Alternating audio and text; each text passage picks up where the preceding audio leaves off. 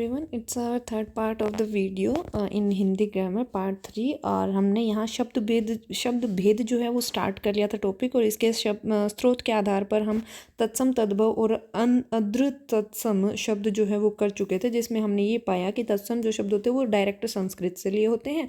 तद्भव वो होते हैं जो होते संस्कृत के हैं लेकिन उनको बाद में विकसित या उनमें परिवर्तन कर दिया जाता है। और अर्ध तत्सम शब्द वो होते हैं जो उन संस्कृत शब्दों को कहते हैं जो प्राकृतिक भाषा में बोलने वालों के उच्चारण से बिगड़ते बिगड़ते कुछ और ही रूप उनका बन गया, जैसे बच, अंग्या, मुंह, बंस, इस तरह से। ठीक है, नाउ वी आर डूइंग देशज और विदेशज शब्द। Actually dear students, please subscribe my channel, like, subscribe and share, please please please, it's my request from you, thank you.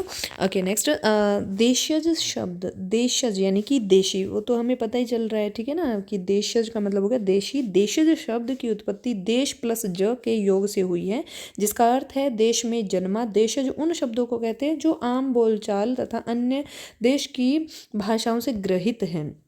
नीचे कुछ आपको शब्द भी दिए गए हैं, आप जहाँ पर देख रहे हैं, लकड़ी, लुटिया, कपास, बेटा, खिड़की, डिबिया, पिल्ला, पड़ोसी, थैला, जूता, चूड़ी, कौड़ी, घरौंदा, चिड़िया, रोटी, बाप, पगड़ी, तेंदुआ, दाल, पेट, ये सब आपके क्या हैं, देशज शब्द हैं। ठीक है, हमें यहाँ पर एग्जाम में क्या होता है कि ऐसे क्वेश्चन दे दिया जाता है कि डिबिया शब्द जो है वो कहाँ से लिया गया है या आप इसको कौन सा पार्ट मानते हैं, तो हमारा ऑप्शन रहेगा देशज शब्द। नेक्स्ट है हमारे पास विदेशज शब्द, यानी कि विदेशी या आगत। विदेशज शब्द की उत्पत्ति विदेश प्लस ज के योग से हुई है, जिसका अर्थ है विदेश में जन्मा। विदेशज उन शब्दों को कहते हैं जो किसी विदेशी भाषा से आए हैं। विदेशी भाषा से आने के कारण ही इन्हें आगत शब्द की संज्ञा भी दी जाती है। नीचे कुछ महत्वपूर्ण शब्द अरबी, फारसी और अंग्रेजी के दिए हुए हैं और हम इन्हें पढ़ सकते हैं। यानी कि कुर्सी, अरबी का जो शब्द है वो है कुर्सी, जलसा तमाम, ख्याल, जवाब, तकदीर, जिस्म, जहाज, तारीख, जुलूस, जिक्र और तकिया। बात करें अगर फारसी की, तो यहाँ पर है आबरू, आमदनी, आतिशबाजी, आवारा, आफत, आवाज, आराम, उम्मीद। अंग्रेजी क्या है, appeal, police, court, tax, magistrate, collector, जज, डिप्टी। तुर्की शब्द की अगर हम बात करें तो उर्दू, कैंची, बहादुर, चाकू, कुर्ता, ताश, कलगी और दरोगा। बात करें पश्तो तो पठान, अखरोट, गुंडा, पटाखा, खर्राटा, डेरा, तहस नहस, गटागट।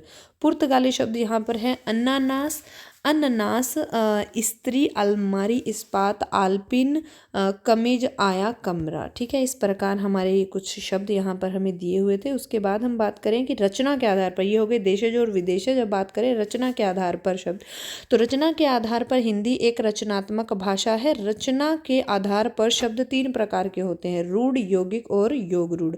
रूढ़ शब्द की अगर हम बात करेंगे तो रूढ़ शब्द वे शब्द हैं जिनका कोई भी खंड सार्थक नहीं होता और परंपरा से किसी विशिष्ट अर्थ में चले आ रहे हैं, जैसे नाक, जल, आग आदि। यौगिक शब्द की अगर हम बात करें तो वे शब्द जो दो या दो से अधिक सार्थक शब्द खंडों के योग से निर्मित होते हैं, यौगिक शब्द कहलाते हैं। वंस मोर, वे शब्द जो दो या दो से अधिक सार्थक शब्द खंडों के योग से निर्मित होते हैं, वे यौगिक शब्द कहलाते हैं। फॉर एग्जाम्पल, पाठशाला, पाठ और शाला, विज्ञान, वि प्लस ज्ञान, राजपुत्र, राजा का पुत्र। बात करें अगर योग रूढ़ की, तो यहाँ है कि वे शब्द जो यौगिक तो होते हैं परंतु जिनका अर्थ रूढ़ यानी कि विशेष अर्थ हो जाता है, वो योग रूढ़ शब्द कहलाते हैं। ये सामान्य अर्थ को प्रकट न कर किसी विशेष अर्थ का प्रकटीकरण करते हैं, जैसे लंबोदर, जलज, चौपाई आदि।